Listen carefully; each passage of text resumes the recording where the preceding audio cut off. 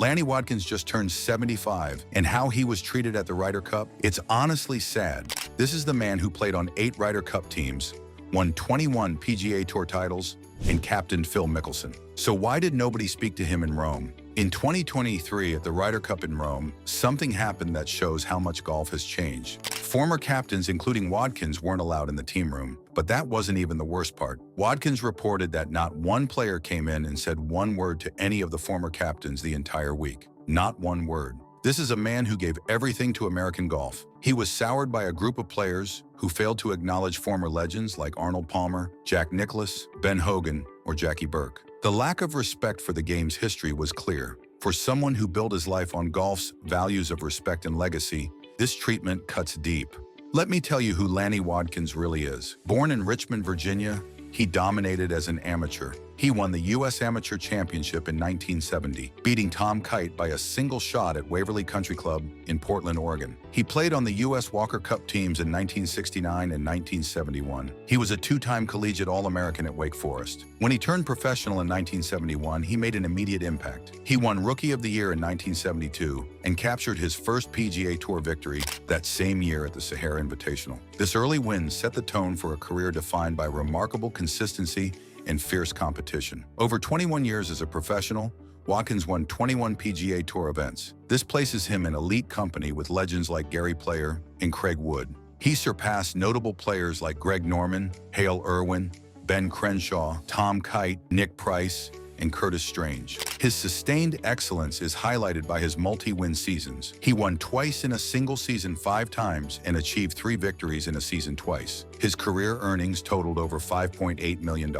He finished in the top 5 of the PGA money list 4 times. He placed 3rd on the money list in both 1977 and 1983. While official world rankings weren't maintained during much of his prime, it's widely believed he would have ranked within the top 5 globally from 1982 to 1985. He recorded 21 runner-up finishes, showing he was frequently in contention. This consistency defines him as a player who was always a threat in regular tour events. His major championship came at the 1977 PGA Championship. This triumph was historic as it marked the first time a major was decided in a sudden death playoff. In a dramatic showdown at Pebble Beach, Wadkins defeated Gene Littler with a 6-foot birdie putt on the 3rd playoff hole. Just 3 weeks later, Wadkins defeated Hale Irwin and Tom Weiskopf by 5 strokes at the World Series of Golf, also at Pebble Beach. In 1979, he claimed the Tournament Players' Championship at Sawgrass with a dominant 6-shot victory over Tom Watson. He was the only player to finish under par for all 72 holes that year. Despite 21 PGA Tour wins,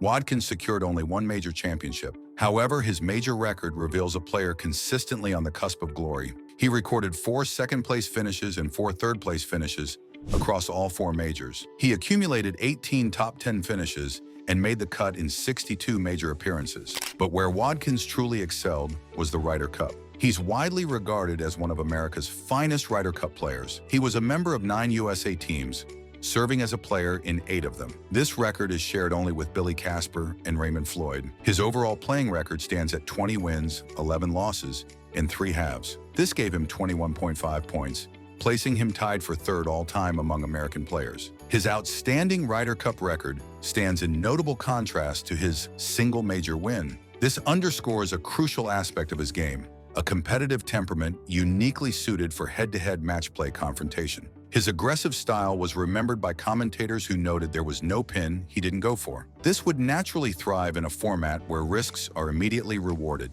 In 1995, Wadkins served as non-playing captain of the U.S. Ryder Cup team. The matches were held at Oak Hill Country Club in New York. His team included a young Phil Mickelson, who was a rookie and performed exceptionally, going 3-0. Wadkins' captain's picks were Curtis Strange and Fred Couples, chosen for their steady hands and Ryder Cup experience. Despite a strong start, the U.S. team under Wadkins ultimately lost to Europe by a narrow margin of 14.5 to 13.5 points. Europe secured their 2nd victory on U.S. soil and notably overcame a deficit entering the Sunday singles matches. Curtis Strange, one of Wadkins' picks, expressed how badly he felt for his teammates and for Wadkins, whom he considered a childhood friend.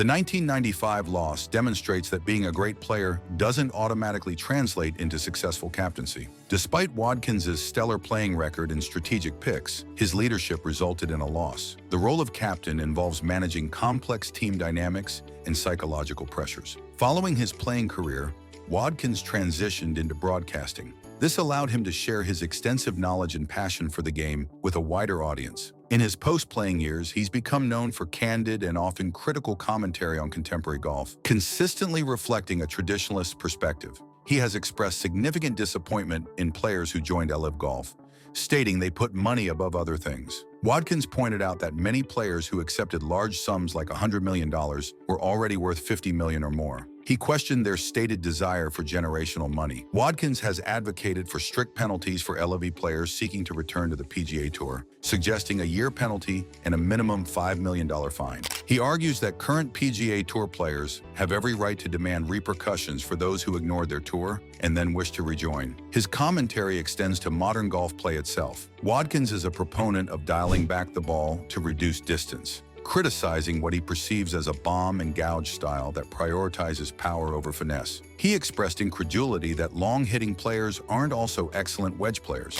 Wadkins has voiced strong opinions on player conduct and respect within the game. He, along with former captains like Curtis Strange, Ben Crenshaw, and Tom Kite, co-signed a letter opposing the concept of paying players simply to participate. He publicly agreed with fellow former Ryder Cup captain Hal Sutton's lament about the greed prevalent in the modern game. Wadkins has been particularly vocal in his criticism of Phil Mickelson, especially following revelations about Mickelson's gambling and his association with LIV Golf. He described Mickelson as a disappointing figure who has self-imploded and believes he's bigger than the game. Despite being blindsided by a question about Mickelson during an interview, Wadkins doubled down on his critique. He said if it wasn't for golf, Phil Mickelson would be gambling in a ditch somewhere. He expressed profound disappointment that Mickelson's actions have caused problems, friction, and divisiveness within the sport. Wadkins firmly believes that Mickelson has blown a chance to probably be Ryder Cup captain ever. Tiger Woods will now likely assume that role instead.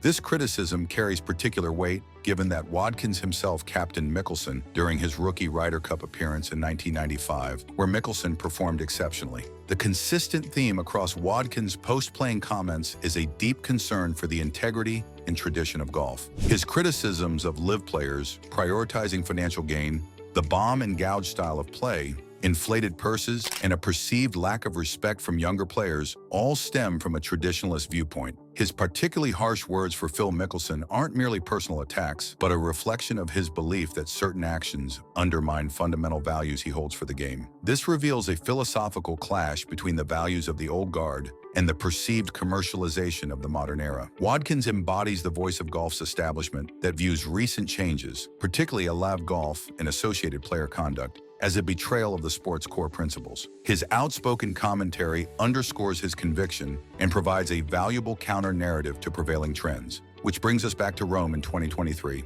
Wadkins' pain comes from love of the game. He built his life on golf's values of respect, legacy, and team. The lack of acknowledgement from current stars wasn't just rude, it was symbolic of a broken generational bond. For someone who gave so much to the sport, this kind of isolation at 75 feels more than unfair. It feels wrong. Wadkins represents a vital bridge between eras. He competed directly with legends of the game and later became a vocal proponent for maintaining traditions in a rapidly changing landscape. His career is a testament to sustained excellence, unyielding competitive fire, and deep-seated belief in golf's core values. His legacy isn't solely defined by trophies he lifted, but equally by the unwavering opinions he shared. What do you think? Does Lanny deserve better from the next generation of golfers? Hit like and let us know in the comments.